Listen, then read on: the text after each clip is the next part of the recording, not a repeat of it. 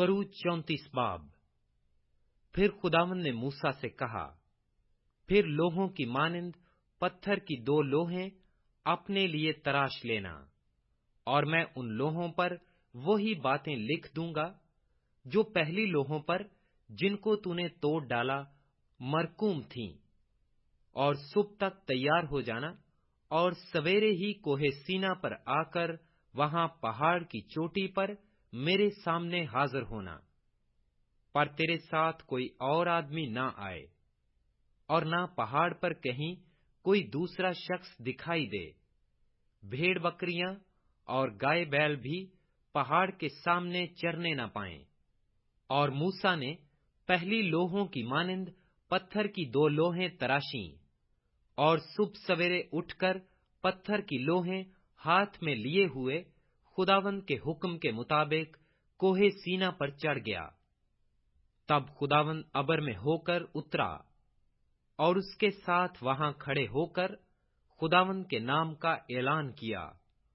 और खुदावंद उसके आगे से ये पुकारता हुआ गुजरा, खुदावंद, खुदावंद, खुदाए रहीम और मेहरबान, कहर करने में धीमा और शफकत और वफा में गनी, हजारों पर फजल करने वाला, गुनाह और तकसीर और खता का बख्शने वाला।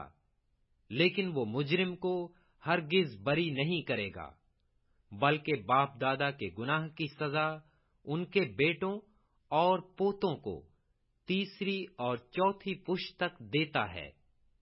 तब मूसा ने जल्दी से सर झुकाकर सिजदा किया और कहा, ऐ खुदावंद, अगर मुझ पर तेरे रहम की नजर है तो ऐ खुदावंद, मैं तेरी मिन्नत करता हूं कि हमारे बीच में होकर चल।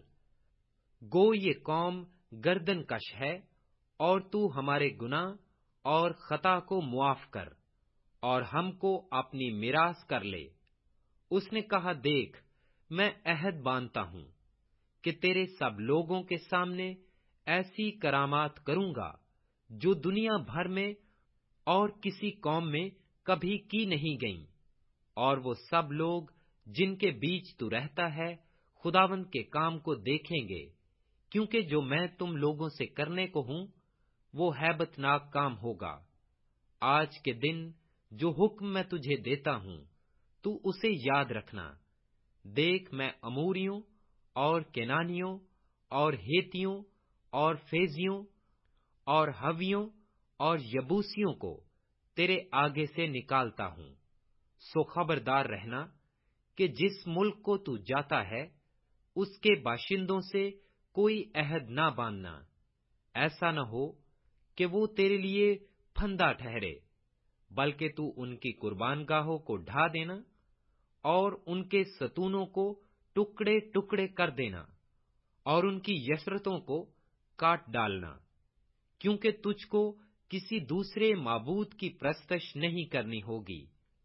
इसलिए कि खुदावंद जिसका नाम गय्यूर है वो खुदाए गय्यूर है भी।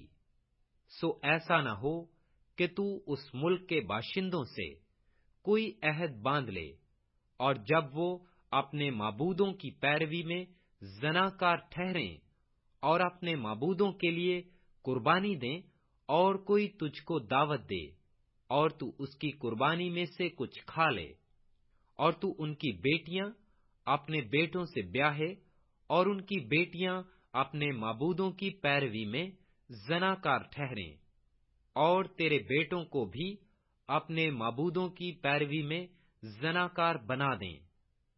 तू अपने लिए ढाले हुए देवता ना बना लेना।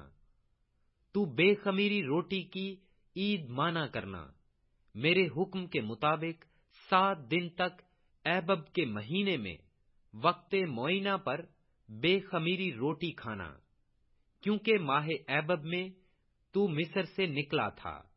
सब पहलोठे मेरे हैं, और तेरे चौपायों में जो नर पहलोठे हों, क्या बछड़े क्या बर्रे, सब मेरे होंगे।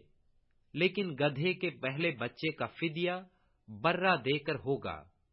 और अगर तू फिदिया देना ना चाहे तो उसकी गर्दन तोड़ डालना, पर अपने सब पहलोठे बेटों का फिदिया ضرور دینا، اور کوئی میرے سامنے خالی ہاتھ دکھائی نہ دے۔ 6 دن کام کاج کرنا، لیکن 7ویں دن آرام کرنا۔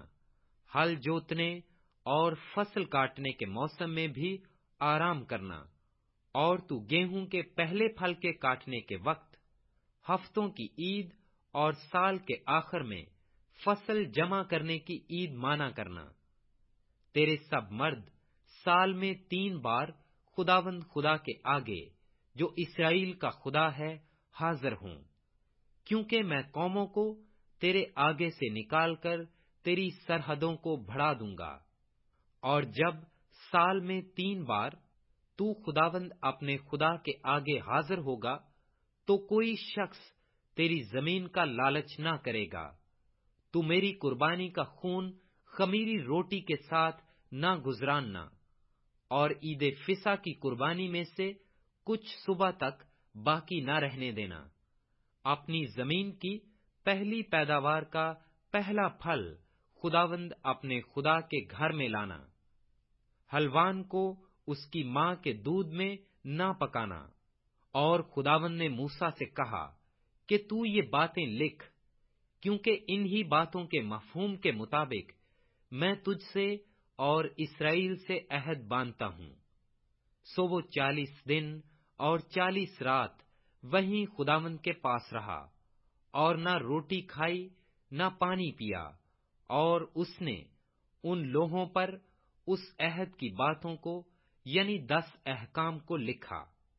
اور جب موسیٰ شہادت کی دونوں لوحیں اپنے ہاتھ میں لیے ہوئے کوہ سینا سے اترا آتا تھا، تو پہاڑ سے نیچے اترتے وقت اسے خبر نہ تھی کہ خداوند کے ساتھ باتیں کرنے کی وجہ سے اس کا چہرہ چمک رہا ہے۔